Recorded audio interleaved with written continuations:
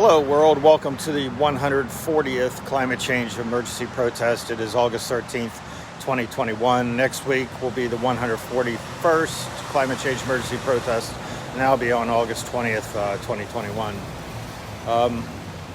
So we're right near a climate change protest corner, which has been named by myself. That's in Gettysburg, Pennsylvania. It's on the corner of York Street and the square in Gettysburg.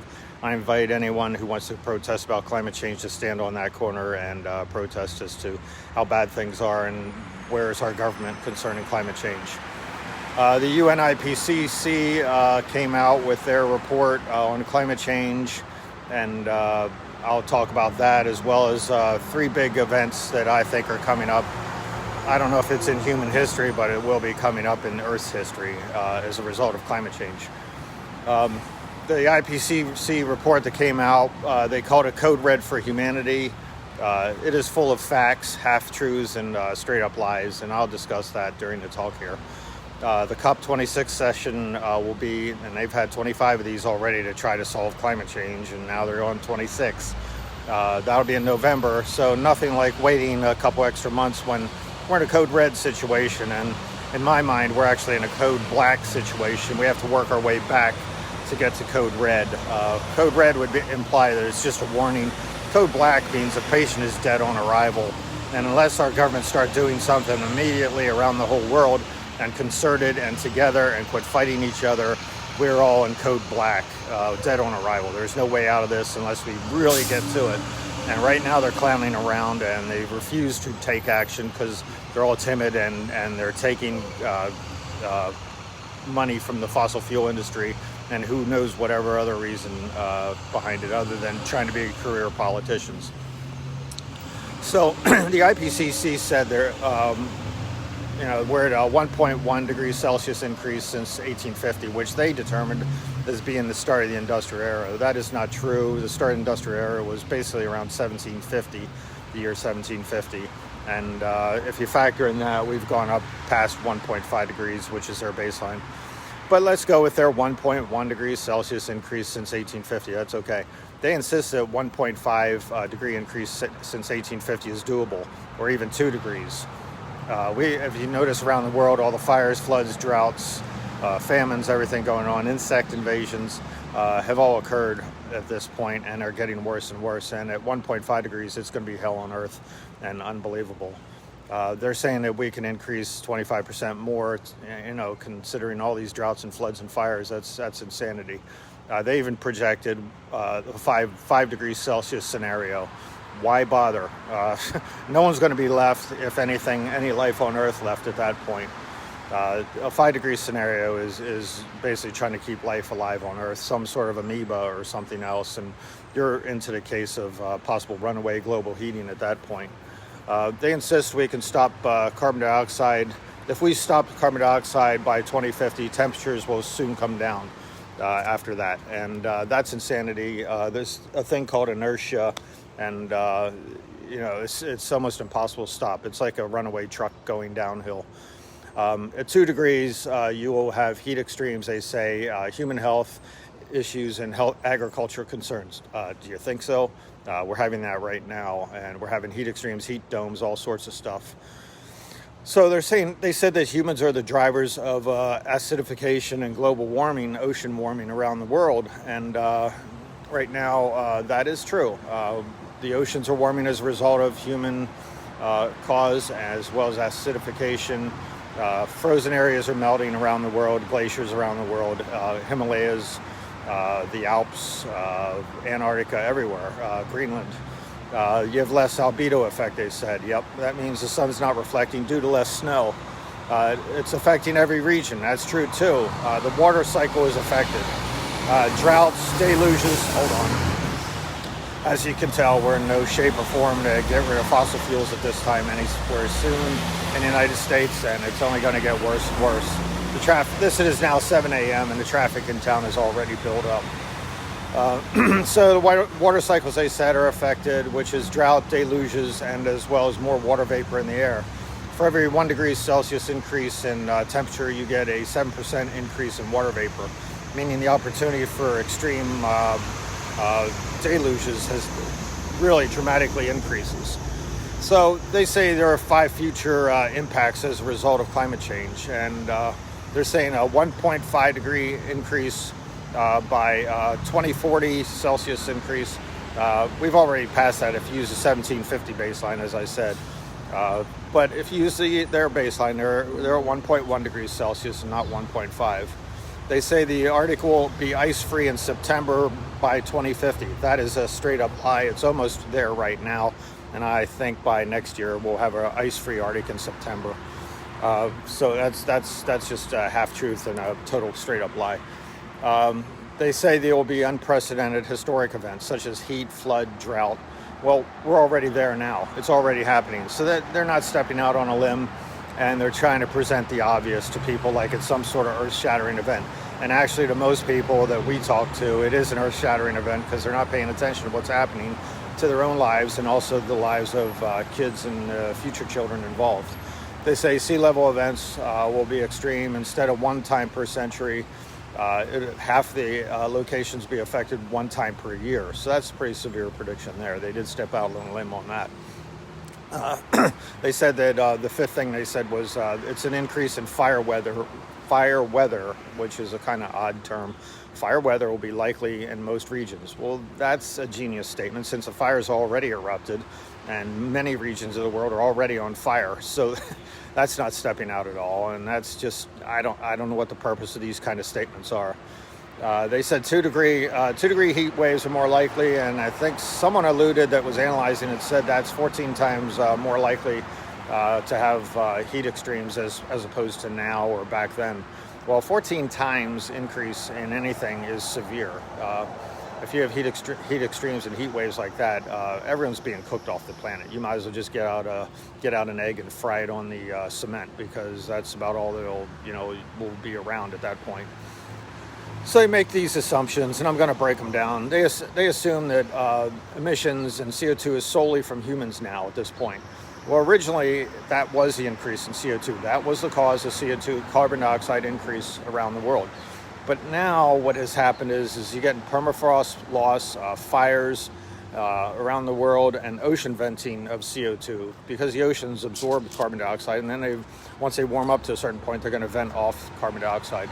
And so permafrost melt, the permafrost regions of the world are loaded with carbon dioxide, methane, CH4, as well as nitrous oxide. Those are huge greenhouse gases, and they're severe, and they don't factor in that at all in their statement at all. They're just said that CO2 is solely from humans now. They don't factor in those other things. They assume that there's a carbon budget.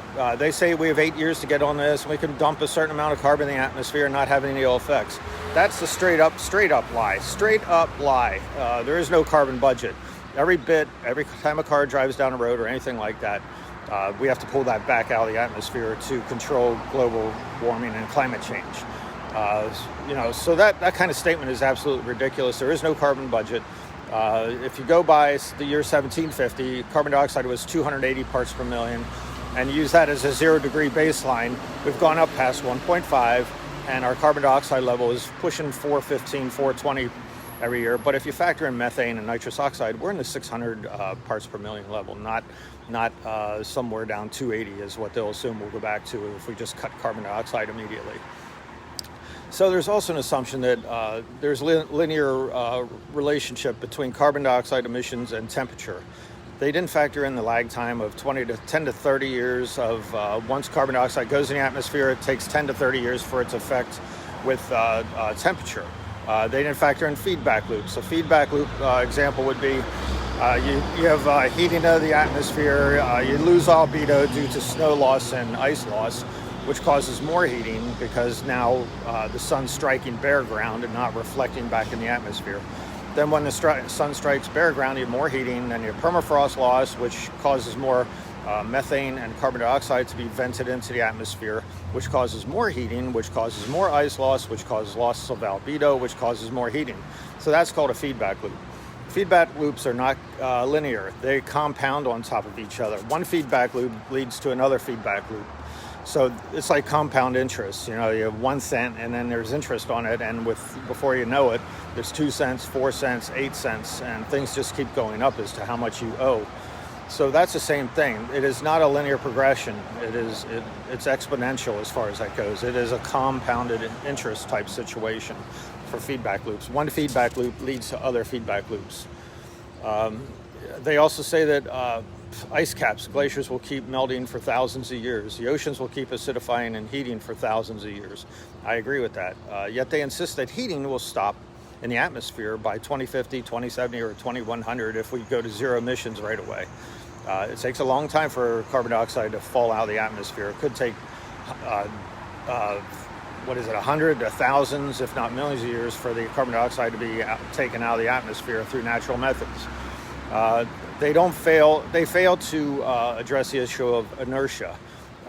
They go forward with the glaciers will keep melting for thousands of years, and the oceans will keep heating and acidifying for thousands of years. But then they backtrack that by saying suddenly heating will stop if you miraculously stop all emissions. That is straight up lie again. So it's frustrating to talk about this stuff. They assume there's no feedback from melting. Okay, so if you have a melting glacier and you have acidifying and dying oceans, which could lead, dying ocean means it's stagnant. You end up with hydrogen sulfide situation, which was a result of the Permian mass extinction, which killed 95% of all sea life during that event, and also 75% of all land life. Mostly mammals for that, but lizards don't take kindly to it either. But mammals, it's fatal to have hydrogen sulfide in the atmosphere. So all these feedback loops can occur as a result of a climate change and heating the ocean and heating atmosphere. Warming ocean has less oxygen in it than does a cold ocean. The gases don't stay in the ocean or anywhere else. Anything warm tends to have less of that in the water situation. 50% of oxygen in our world comes from the oceans. Everyone thinks it's from trees, but 50% comes from the oceans. Right now, there are 7 dead zones in the ocean. It used to be none, and then it was 1 or 2, and now it's up to 7. Fish, kelp, and barrier reefs, and reefs in general, coral reefs, are in danger as a result of these dead zones, a heating ocean and an acidifying ocean. Melting glaciers and permafrost are stuck in this heating loop with the loss of albedo, which again is methane venting in the atmosphere, carbon dioxide and nitrous oxide. Hold on, I got a giant truck going by.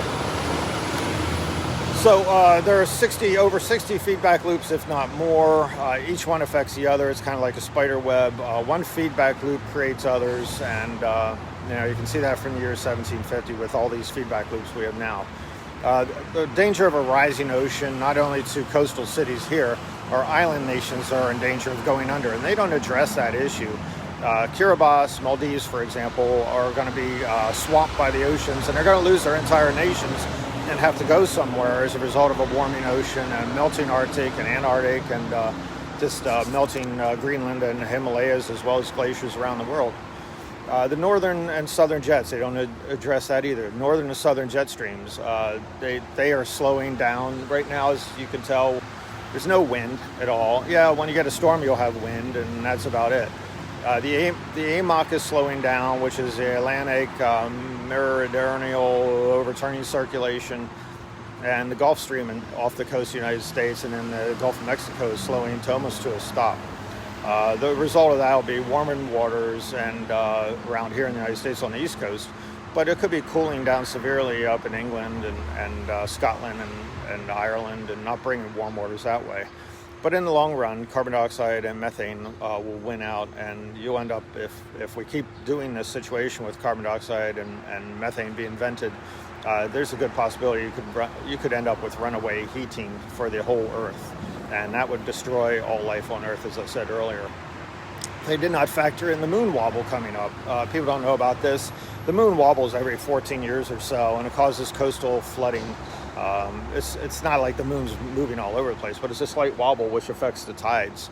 They didn't factor in La Nina. Right now we're in a La Nina situation, and El Nino tends to vent off massive amounts of heat into the atmosphere, which will cause a hell on Earth. So we're angling towards a severe situation, and when the El Nino occurs, people will be surprised how hot it will get and all the bad situations, because the last time the temperature spiked during an El Nino. Right now, we're in a La Nina, and we're having all these situations with the heat dome and whatnot. So these governments are not preparing for any situation coming up. There'll be, hold on, with any sort of heating the situation we're having like this, the jet stream is profoundly affected. Not only the Gulf streams, but the jet stream in the atmosphere is profoundly affected. And who knows what will happen as far as when the El Nino comes about or any of these effects, because things are amplifying worse and worse and worse.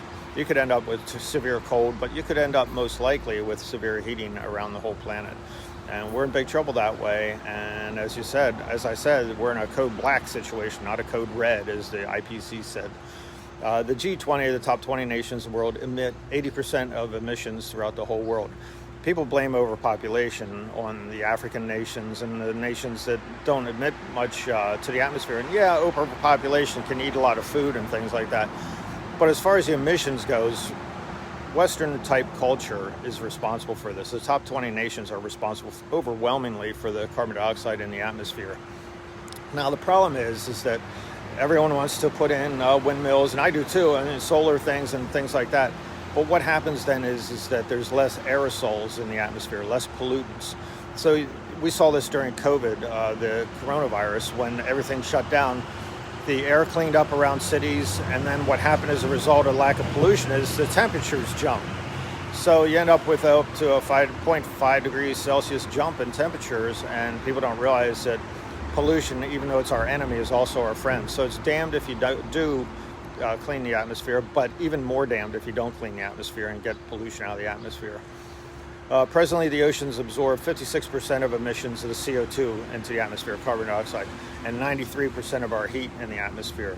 It's equal to 5 atomic bombs per second of heat going into the oceans. The IPCC blames the media for pointing out, quote, small and negative things such as fires and floods. Actually, the media does not point out hardly anything concerning fires and floods. They're too worried about covering, in the United States at least, Britney Spears and Mario Cuomo resigning as governor of New York, rather than paying attention to extinction and all the events that could be coming our way. If anything, they're pointing out little or nothing at all. They're doing a real disservice to media is for every person in the world, and that goes for everywhere around the world. Climate change should be the top event, top news story all the time, and then it's interspersed with coronavirus, and that's about it. I mean, we need to really get to this issue. Right now, there are fires in Algeria. People don't even know this in the United States. Maybe you know this because you guys are from around the world. Right now, there are fires in Algeria, Western United States, Canada, Greece, Turkey, the Amazon, Africa. Siberia has fires that are bigger than all the fires combined. Figure that one out. They don't point out, the media doesn't point out, and the IPCC group did not point out about how forests, when they burn down, are no longer a carbon sink, they become a carbon emitter. They emit more carbon than they have absorbed. And when a forest dies, there is no longer a carbon sink involved. They are carbon emitters, and they run the risk of burning even more because now you got dead trees standing, and it's a potential ignition source for additional forest fires. An interesting sidebar was that firefighters in California are saying that when the embers hit the ground, from the fires, when they land somewhere else, it is so dry out there that it is a 100% ignition rate. So a hot ember of fire hits the ground and then starts a fire on its own. So that's a bad situation. Another situation is pyroclastic lightning. So these fire events going on with all the clouds and everything are causing their own lightning with no rain, of course. And they strike the ground and then start additional fires. So you have these fires going on, then you have the drought situation, which is causing the fires, and then also you have flooding. Middle East, Turkey, China, Germany, Belgium, the Midwest USA, Eastern USA, all experiencing flooding as a result of this. And this is a supercharged atmosphere due to water vapor. So my 3 big things that I was going to talk about are these, and nobody talks about this, and this is going to be kind of a you're full of it type issue and you don't know what you're talking about, but these are actual facts as to what's coming. This is called connect the dots. It doesn't take a genius, or maybe it does, But it doesn't take a genius to connect these dots. Someone, a kindergartner, could go, "Oh, this is happening, and this is probably going to happen." Right now, there are 138 volcanoes in the West Antarctic. They're under 1.5 to 2.5 miles thick of ice. 138 volcanoes in West Antarctica, 1.5 to 2.5 miles thickness of ice on top of them. They will blow when the Antarctic starts melting. They will blow, okay? They will vent off and they will blow. Many of them will start becoming live volcanoes again. Right now they're being capped off because of all the pressure from the ice. So an example of this, and this counteracts any thought that I'm full of it, would be Alaska and Iceland and the Kamchatka Peninsula. Right now, as you know, there are volcanoes in Iceland, especially right now, going off, and Kamchatka also has a bunch of volcanoes. And that's a result of ice melting in those areas. So the effects of a volcano, or a massive amount of volcanoes, the Antarctic, West Antarctica by itself is the largest concentration of volcanoes in the world, and nobody even knows that. The effects of volcanoes going off initially is cold. You had that with Krakatoa back in the 1800s, blew, and then it caused basically a global winter in the summer. But eventually, all that CO2 goes in the atmosphere, and when the particles rain out over a year or two or five, then you're into a hothouse as a result of that. And with 138 potential volcanoes, it could be really severe. So another big event is with the loss of ice, and I've been saying this is, and this is another second of my 3 big points. Loss of ice causes weight shift to the oceans. So instead of ice being located where it is right now, all that weight goes into the oceans, and in my mind, it will cause a plate tectonic shift, meaning the plates like North American plate and different plates around the whole world will start shifting even more. And that will lead to massive earthquakes, let alone volcanoes and things like that. So you get earthquakes and volcanoes as a result of weight shift. Also, the third thing, which very few people even know about, the Earth is tilted, of course. That's why we get our weather the way we are, and the sun the way it is summer and winters. The Earth is tilted, but now it is tilted 21 feet farther than what it had been. At one point, 84 million years ago, the Earth was actually on its side briefly, and that's meaning the North Pole was pointed straight at the sun, and the South Pole was pointed away. So that was 84 million years ago, and then it tilted back. So that's very few things that people know, but if you end up with this massive weight shift, we run the risk of that happening again, because when the spin happens, the weight is shifting and it causes a wobble. And so far, the Earth has tilted 21 feet as a result of climate change and melting glaciers and all. So it's nothing you're going to notice right now, because it could take millions of years, or it could happen tomorrow. I don't know. So anyways, this is my assessment of the IPCC climate change report as what came out as after I just told you that they're full of lies, half-truths, and facts. People need to actually have reports like this come out, but it needs to be less kindergartenish. So less Easter Bunny, less Santa Claus, and less lies, and just tell the truth as it is. Governments are not there for you. You're not seeing that with the fires and the floods and everything else. They're proving that they have no intention of being there. They don't care, whether you collapse and die or whatever. Or they probably want you out of the way. But right now, they're proving that they're not going to be there for you. What happens with a failed government, though, is nuclear power plants. People don't think about the nuclear power plants. They have radiation, and I don't know how many hundreds of them around the whole world, but the risk of nuclear power plants and no one maintaining them is the nuclear power plants could melt down, and you end up with Fukushima events or Chernobyl events or 3 Mile Island events, and you have a venting off of radiation into the atmosphere. By itself is enough to kill all life on Earth, unless you're below ground. With my assessment of the IPCC as well is that they're not factoring in wars, as opposed, such as water wars and land wars and mass migration by the hundreds of millions, if not billions of people. People are going to have to leave their regions, and they're not assessing that as well. It's really a bad report as far as assessing what's happening and being truthful about it and telling, not just interspersed facts, but they're actually lying about what's happening or what's not happening. With a loss of government, you end up with social collapse, no social services, and when you have no social services or government collapse around, you end up with no law, and then things get really risky as far as just surviving on the streets or whatever. So also the IPCC did not assess the issue of possible runaway heating due to you end up with a La Nina event and then also carbon dioxide in the atmosphere in general, and it's going to superheat the atmosphere, and the more methane that goes in the atmosphere, which in the first 2 years is 162 times more potent as a greenhouse gas as is CO2. And then over 10 to 20 or 2 to 20 years, it drops down to 80 times more potent as a greenhouse gas. So you end up with a severe situation. Severe risk is what we're running. We're really pushing the edge and playing Russian roulette with a loaded gun. You know, there's not just one bullet out of 5 or 6. There's 5 bullets out of 6 or 6 bullets out of 6. And we need to do our best to remove these bullets out of our Russian roulette gun, because we're really pushing the edge, and we will go extinct at the present rate.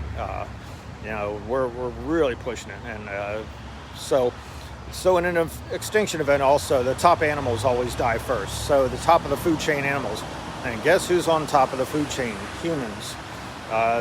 Humans are losing their habitat now due to flooding, drought, lack of food, fires, you name it. So it's showing an example right now of what's potentially coming our way as far as humans go. And once you lose your habitat, you lose your water, you end up with mass starvation.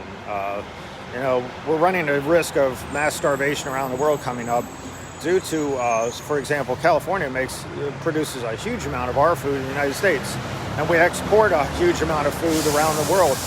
And right now, we're not going to be able to do that. And who do you think is going to suffer? You guys around the world. We will too, as far as increase in food prices. But we're seeing that right now anyway at the grocery store. And but that's not the huge issue right now. The huge issue is whether we can export food to the rest of the world and keep feeding them or not. There's no media coverage as a result of climate change. They don't report it. They'll report about a fire or two, and they'll get stuck on one fire. For example, they stay with this Dixie fire going on in California, and it is huge. It's the biggest fire in the history of California. But right now, there are 107 other major fires going on. There's no words from the world leaders. They are not saying anything. They don't care about what's being done, evidently, or lack of action. And it's astounding at the lack of talking about what's happening with climate change. We were just given a code red by the IPCC UN report. Code red, as I said, is a code black in my mind. But even take them at their words, it's code red. These world leaders are not stepping up. Nobody's stepping up. The media's not stepping up. This should be the first event talked about every minute during the news broadcast. They should have people of knowledge to come in and actually talk. So you have to ask yourself, why are the politicians doing this? Why are the world leaders not doing this? Why are they not talking about it? Why is the media not talking about it? I have no idea. If you guys have an idea, let me know. So there's no daily broadcast. Joe Biden, President of the United States, needs to come on daily, if not weekly, and give a broadcast as to what he's doing about climate change, how he's mitigating it, why he needs to make the case as to why it's important that we take action on this. There's no action from Vice President Kamala Harris, who's actually from California, as well as many of the leaders in the Senate and the House of Representatives from California, and they're not doing anything. Both parties are guilty, Democrats, Republicans, for not taking action in the United States. Don't think that it's all the Republicans' fault, all the Democrats' fault. It's both parties. It's the whole system is corrupt. They're taking money from the fossil fuel industry, and then they pass laws and subsidies to give back to the fossil fuel industry. So, you know, all this stuff I've been talking about, people say, well, what am I supposed to do? Well, one of the things is do what I'm going to do, is get out in the street and protest, have a placard, say your point, and then go back home. You know, and then when you get home, though, do research online, do talks online like I'm doing here. Have conversations with friends and family. Don't let this slide by. You know, we need to point out that, you know, this report that came out by the IPCC is kindergarten. It's basically talking about Santa Claus and the Easter Bunny, as well as throwing in some facts. It's immoral by the governments not to take action concerning climate change. It's immoral to continue to issue subsidies from the governments. It's immoral not to take action. It's also immoral by citizens. Once you know about climate change, you owe it to your children and yourself and your family to actually take action. Even if we all die as human beings, we owe it to life on Earth. We need to try to save at least one amoeba. Let's work backwards from there and go, okay, everything's going to die. Let's work backwards and try to make things better for one amoeba to survive, so some sort of evolution of some creature will happen on Earth. One way or the other, you're going to be on the streets. If we don't take action and start forcing our government to take action, you're going to be on the streets eventually, because you're talking mass starvation and looking for food and water, because once your services break down, you won't have either. So it's better to be taking action on the street right now and force your government to do something, and do it while it's peaceful, than to wait when things get way out of control. So hopefully next week I'll catch you, and that'll be on August 20th, and that'll be climate change protest number 141. Thanks for hanging in there. See you later.